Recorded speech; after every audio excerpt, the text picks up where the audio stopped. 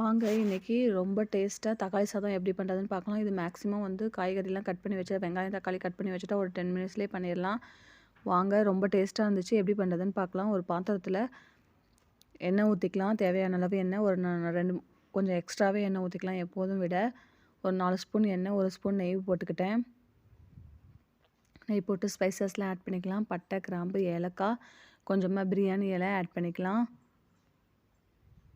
எண்ணெய் காஞ்சதும் ஆட் பண்ணிக்கோங்க. அப்போ தான் வந்து நல்லாயிருக்கும். நல்லா பொரியட்டும். பொரிஞ்சோடனே வந்து வெங்காயம் ஆட் பண்ணிக்கலாம். வெங்காயம் நீளமாக கட் பண்ணி வச்சுக்கோங்க. அப்போ தான் நல்லாயிருக்கும். வெங்காயம் ஆட் பண்ணிக்கலாம். வெங்காயம் ஆட் பண்ணி நல்லா வதக்கி விட்டுக்கலாம். இந்த ஸ்டேஜில் தனி மிளகாத்தூள் வர மிளகாத்தூள் போட்டுக்கலாம். ஏன்னா அப்போ தான் வந்து கொஞ்சம் கலர்ஃபுல்லாக வரும். வரமிளகாய் போட்டு கொஞ்சம் அந்த பச்சை வாசனை போகிற அளவு கொஞ்சமாக வதக்கிக்கலாம். வதக்கிட்டு இப்போ வந்து பச்சை மிளகாய் ஆட் பண்ணிக்கலாம். பச்சை மிளகாய் வந்து நான் ஒரு 2-3 மிளகாய் காரத்துக்கு ஏற்ற மாதிரி நீங்கள் ஆட் பண்ணிக்கோங்க.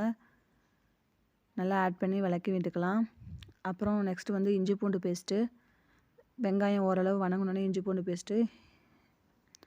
இந்த மிக்சியில் வந்து ஆல்ரெடி வந்து பெப்பரை அரைச்சிருந்தேன், அதனால் இந்த கலரில் இருக்குது. அதோடய நான் இஞ்சி பூண்டு பேஸ்ட்டு அரைச்சிட்டேன். இஞ்சி பூண்டு பேஸ்ட்டு ஆட் பண்ணிக்கலாம். இஞ்சி பூண்டு பேஸ்ட்டு ஆட் பண்ணி நல்லா வதக்கி விட்டதும் இந்த ஸ்டேஜில் தக்காளி ஆட் பண்ணிக்கலாம். தக்காளி நல்லா வதங்கட்டும். தக்காளி ஆட் பண்ணி நல்லா வதக்கி விடுங்க. கொஞ்சமாக உப்பு ஆட் பண்ணிக்கலாம். அப்போ தான் வந்து தக்காளி சீக்கிரமாக வதங்கும்.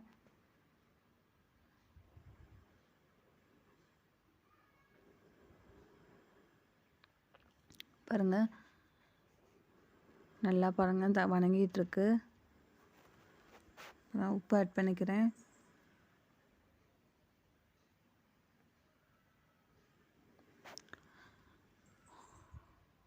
இது சீக்கிரமே வதங்கிடும் உப்பு ஆட் பண்ணால், அதனால தான் ஆட் பண்ணிகிட்ருக்கேன். உப்பு ஆட் பண்ணி ஓரளவு நல்லா வதங்கி வந்ததும் நம்ம வந்து பிரியாணி மசாலா போட்டுக்கலாம். வெஜ் பிரியாணி மசாலா.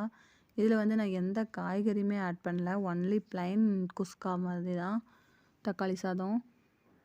நான் எப்போதுமே சக்தி தான் யூஸ் பண்ணுவேன். அதான் ரொம்ப டேஸ்ட்டாக இருக்கும். அதில் வந்து பிரியாணி மசாலா ஆட் பண்ணிக்கலாம்.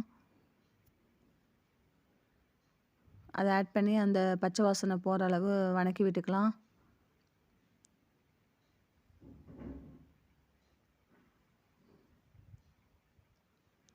பாருங்கள், ஓரளவு வதங்கி வரட்டும். நல்லா நீங்கள் சிம்மில் வச்சு இது பண்ணிக்கோங்க. ஏன்னா கொஞ்சம் அந்த ஸ்டேஜில் அடி பிடிக்கும். நல்லா வதங்கி வந்ததும் இப்போ வந்து நம்ம தேவையான அளவு தண்ணி ஆட் பண்ணிக்கலாம். பாருங்கள், தண்ணி ஆட் பண்ணி நல்லா கொதிச்சிருச்சு. இந்த ஸ்டேஜில் வந்து அரிசி ஆட் பண்ணிக்கலாம்.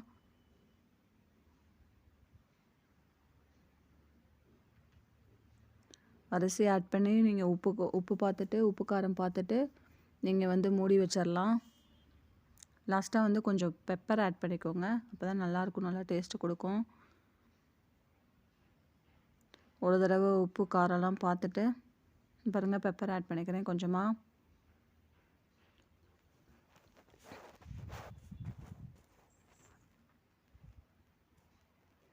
நல்லா அரிசி போட்டு நல்லா கொதிச்சோடனே மூடி விட்டால் கொஞ்ச நேரத்துலேயே ஒரு 5 மினிட்ஸ்லேயே விசில் வந்துடும். இது பக்கத்தில் வந்து முட்டை வேக வச்சுருக்கேன், வெந்துட்டுருக்கு. பாருங்கள், நல்லா கொதிக்குது. கொதிச்சோடனே வந்து கொஞ்சமாக லாஸ்ட்டில் எண்ணெய் சேர்த்துக்கலாம். கொத்தமல்லி புதினா உங்களுக்கு தேவைப்பட்டால் ஆட் பண்ணிக்கோங்க.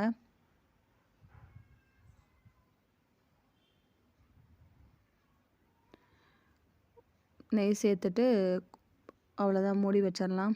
மூடி வச்சு இப்போதைக்கு விசில் வந்தால் போதும். விசில் வந்ததும் நம்ம இறக்கிட்டு பாருங்கள், சாப்பாடு ரெடி ஆயிடுச்சு நல்லா டேஸ்ட்டாக. இப்போ கிளறி விட்டு அவ்வளோதான், சாப்பிட ஸ்டார்ட் பண்ணிடலாம். ரொம்ப டேஸ்ட்டாக வந்துருந்துச்சு. இந்த பக்கத்தில் அந்த முட்டை வந்து கீறி வச்சு வறுத்துட்டேன். அதோட வீடியோ வந்து இருக்குது, பாருங்கள், செக் பண்ணி பாருங்கள். ஸ்கூலுக்கும் இதான் கொடுத்து விட்டேன்.